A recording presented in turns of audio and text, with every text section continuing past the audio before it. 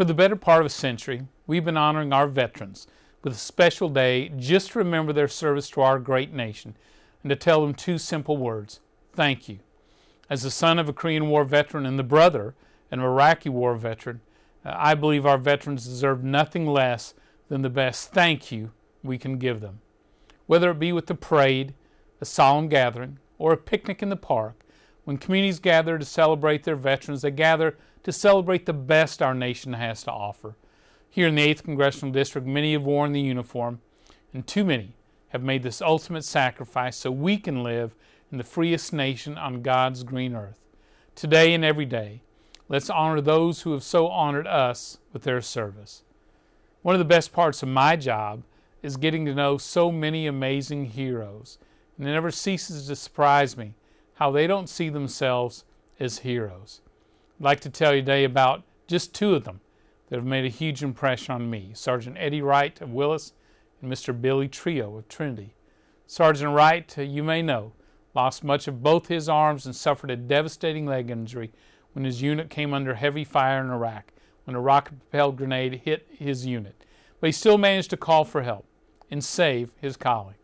And after extensive medical treatment, Sergeant Wright went on to be an instructor in hand-to-hand combat, and today he and his beautiful wife and their girls live in a specially equipped home provided by an amazing volunteer organization helping a hero.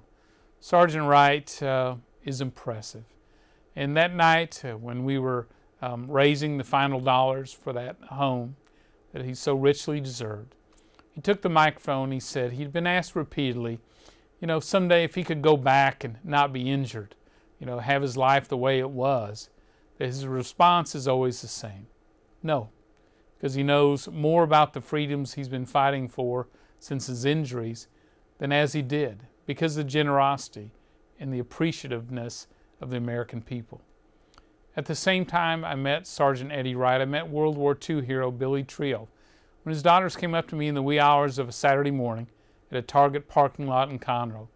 Hundreds of the community were there to send off an honor flight of World War II veterans who were going to travel to Washington to see the memorial built in their honor. Mr. Trillo's daughter told me I just had to meet their dad because they believed he was a hero. Now that is the true definition of understatement. Turns out Billy Trillo was the youngest Marine to serve in World War II. He enlisted at age 13. He was in the first battle at age 14. He was wounded twice and finally battled Saipan, seriously injured, spent 8 months in a military hospital. He finished his whole tour of duty 2 weeks shy of his 17th birthday. Well, he doesn't consider himself a hero, but his family, his community, his fellow veterans, all who meet this amazing a man, know better. The true story of Billy Trillo and Eddie Wright's heroism would make great Hollywood movies, but these are real men who simply answered their country's call. I had the honor of going to Trinity's VFW Hall and pinning a very special medal on Mr. Trillo, his Purple Heart that he earned at the Battle of Saipan. When we think of Billy Trillo, when you think of Sgt Eddie Wright, if you think of the veterans who served our nation, some who didn't come home, some who walk among us, and our friends and our neighbors today, it seems to me it's not the size of our government that makes America great. It's our neighbors and our heroes like Eddie Wright and Billy Trillo and all their fellow veterans. They are where we find the true greatness of America. So whether you fly a flag, cheer on our veterans as they march in a parade, visit a VA hospital, or simply just thank a veteran today, let us all remember Veterans Day, because it's our way to remember all those who served and celebrate not only their love for this great nation, but their willingness to do whatever was necessary to protect our freedoms.